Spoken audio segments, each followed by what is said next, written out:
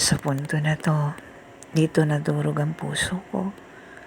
Nakita ko na kumakain sila na sa kanin na rin ang ulam nila dahil ito lang daw yung kinita nila sa pamamalimos sa buong maghapon. So, ito yung pinagsasaluhan nila. Walang ulam kundi kanin lang.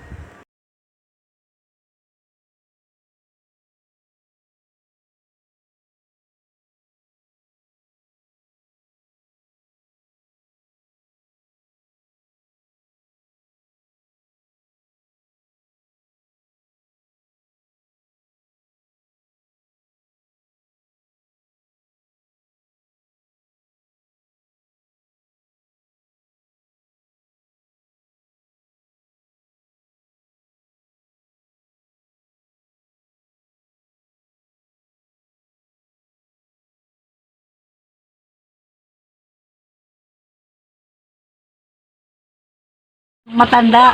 Sino nang rape? Dito, Ramos po. Dalawang matanda. Yung anak niya, may anak po kayong babae, ni-rape po. Opo. Hala, sino nang rape? Di matanda po. Kilala niyo po yung nang rape? Namatay na. Isa. Namatay na. Ano nangyari po? Kinasuhan? Wag na po, kongko. Sino na nausap na ito? Ang koko. Yung nang rape, kilala niyo? Wala ko po. Palang ko eh. Uncle mo? Hindi. May lalaki dyan. Ramos. Dito yung bahay niyo. Dito siya. Dito.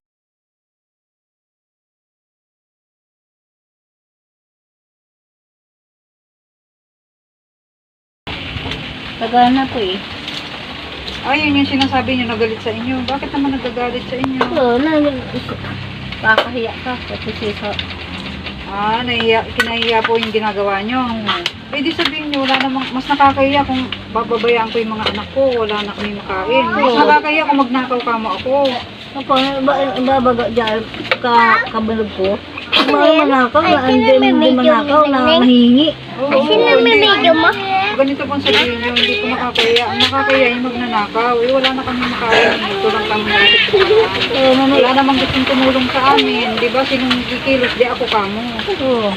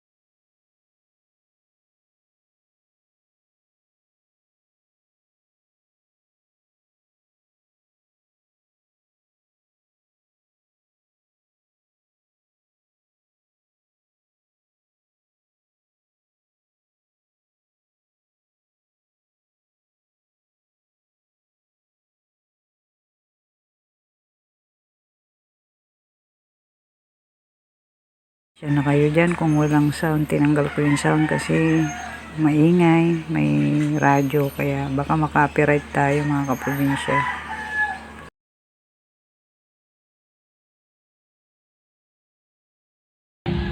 Okay lang po sa inyo, kuya? Kasi po, ito po yung paraan para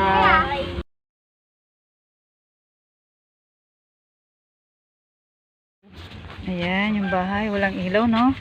May ilaw dito, te? Meron po. Ayan. Ito yung bahay nila, ate.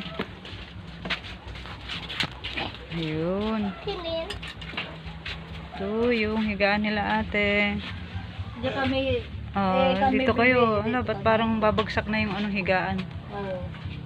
So, ayan. Babangsa Bahay nila, ate, oh. Damit. Ayan. Mamaya.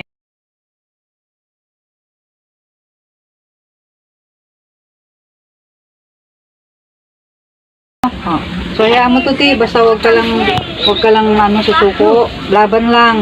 Tapos ang importante magdasal po kayo. Wag po kayong ano sa sarili niyo mong kakayanan. Diyos pa rin po ang nagpaplano ng buhay natin. No? Hindi kayo ng tulong sa Diyos, lumapit po kayo. Magdasal po kayo. No? Huwag po kayong kasi lahat po yan, may dahilan bakit nangyayari. Alam niyo kaya nangyayari yan kasi gusto ng Diyos.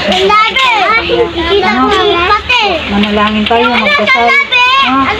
Para dumating yung time na matulungan tayo, kayo din ang tutulong, di ba? Okay? Opo. Kaya po, naawa lang talaga ako sa mga bata. Kasi dadala niyo ang init-init. No? Ganun lang po. Tapos, huwag po kayo sa ibang tao. Kami nangutang, wala po kami. Kasi, ang hirap ang habad din na matadapit. Sabi na, namamalimos na nga si ate, inuutangan pa siya. Ano ba yan? Si Abihin. No? Ano kayo? Ano bang tawag doon? Manaral kayo. Manaral kayo noong. Kape ano, kin. Kayo, may barkada. Wala na po. Para pagdating ng araw, pag mamalaki kayo, di ba? Inaapi-api kayo. Patunayan nyo sa kanila na kaya nyo. Oo, sabi na may anak na ate ko, anak na kuya ko. Kaya lang sila, basta malaki. Nanggapang mo Hindi kayo nanginginig sa kanila. No? So ayun mga kaprobinsya, kami magpapaalam na rin kasi kanina pa kami mula bayan hanggang dito.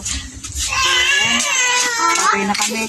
Sana po yung may makapanood nito, maantik po yung mga puso sa kwento ni ate. Sana mabalikan natin sila, no? Babalikan namin, once na bumalik kami dito, ibig sabihin meron na tayong blessing, no? Sige po. Kuya, salamat! Ganyan. Kahit kalahati lang yan. So, ayan. Okay mo. Kasi, so, ayan, te. Mamimigay ako ng konting yung kaya ko, ha. Kasi para hindi kayo mamalimos ngayong araw, ha. Bibigay ko na yun. Tsaka yung bigas, yung grocery, binili ko yun para sa inyo, no. Bibigyan ko po kayo pagdamutan nyo na lang po itong nakayanan ko, no. So, ito, kahit pa paano, makakapagpahinga kayo ngayong araw, no. Sana po merong makapapanood nito para mabalikan ko po kayo. Meron pong maantig natin yung puso ng mga lalo yung mga OFW, no? Ito po yung yung pera nyo. So ito yung grocery na binigay namin kay ate. Ito yung nakayanan namin. So ayan ate, paano yan? Si kuya, hindi pa natin ano mo muna, si kuya, natin eh.